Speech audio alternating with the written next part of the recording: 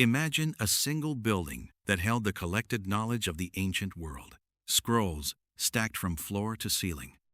Astronomers, mathematicians, philosophers, and physicians walking its halls not as rivals, but as collaborators. For a brief and extraordinary moment in human history, the city of Alexandria became the beating heart of civilization, and then, piece by piece, that heart went silent.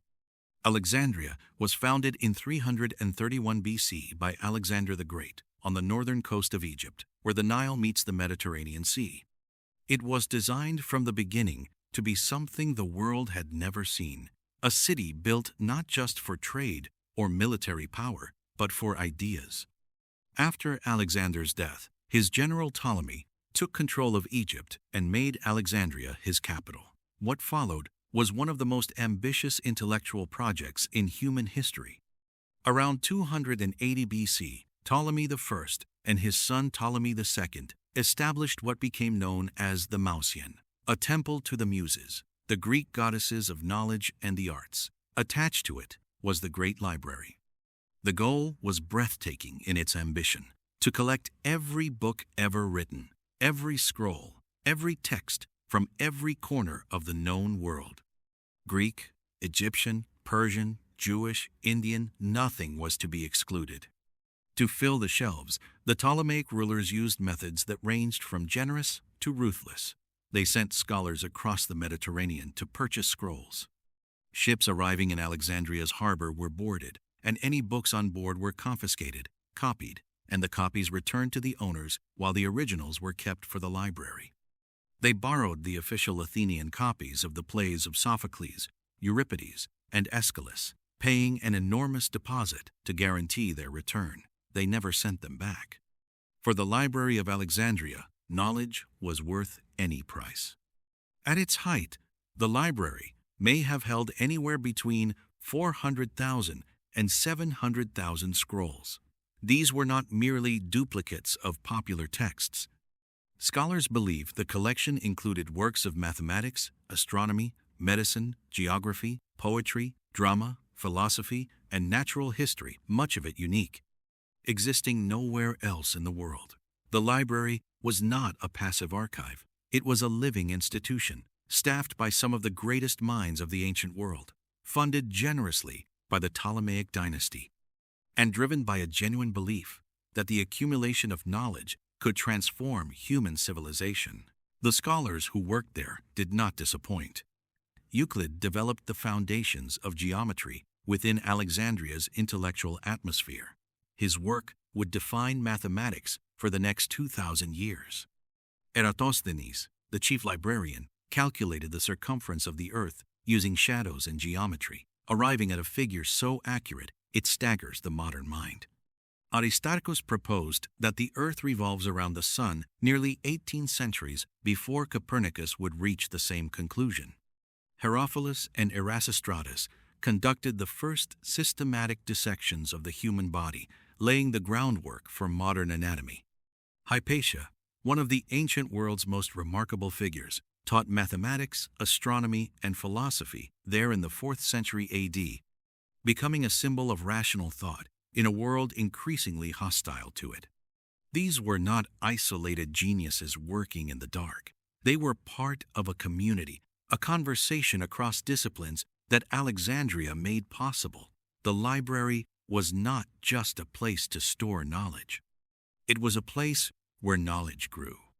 And yet, despite all of this, the library did not survive.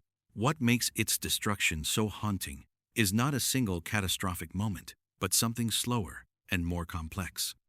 History has often simplified the story blaming Julius Caesar, or the early Christians, or the Arab conquest of Egypt.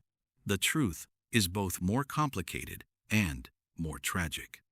Julius Caesar arrived in Alexandria in 48 BC, drawn into the political conflict between Cleopatra and her brother Ptolemy XIII. During the fighting, Caesar set fire to ships in the harbor, and the flames are believed to have spread to warehouses containing tens of thousands of scrolls, possibly overflow storage from the library itself. Ancient sources mention this fire, though scholars debate how much of the library's collection was truly lost. What is certain is that Caesar's fire marked the beginning of a long decline. The Roman period brought neglect where the Ptolemies had brought investment. The library lost the royal patronage that had sustained it. Funding dried up. Scholars drifted elsewhere. The institution that had once drawn the greatest minds in the world became a shadow of itself. Then, in 391 AD, the Emperor Theodosius I issued a decree ordering the closure of all pagan temples throughout the Roman Empire.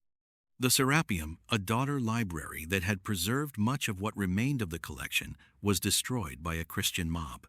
Hypatia herself was murdered by that same mob 15 years later, in 415 AD, her death standing as a grim symbol of what had been lost. When the Arab general Amr ibn al-As conquered Alexandria in 642 AD, later legends claimed he burned whatever remained of the library on the orders of Caliph Omar, supposedly declaring that books agreeing with the Quran were superfluous and those disagreeing with it were heretical. Most modern historians consider this account a later fabrication. By the time of the Arab conquest, the Great Library had almost certainly already ceased to exist in any meaningful form. There was little left to burn. What was lost? This is the question that haunts historians, scientists, and philosophers to this day. We know the names of works that once existed because later writers quoted them, but the originals are gone. We know that Aristarchus wrote a full mathematical defense of the heliocentric model of the solar system. Gone. We know that there were complete histories of civilizations, Carthaginian, Babylonian, Egyptian, written in their own voices. Gone. We know there were medical texts, engineering manuals, geographical surveys, and works of poetry and philosophy that simply no longer exist anywhere on Earth. Some scholars have asked what the world might look like today if the library had survived. Would the scientific revolution have arrived centuries earlier? Would diseases that plagued the medieval world have been understood and treated sooner? Would the long intellectual darkness that followed the fall of Rome have been avoided entirely? These are questions without answers. But they are not idle questions. The loss of the Library of Alexandria is not merely a historical tragedy. It is a reminder of how fragile human knowledge truly is, how everything we understand about ourselves and our world depends on the survival of the records we leave behind.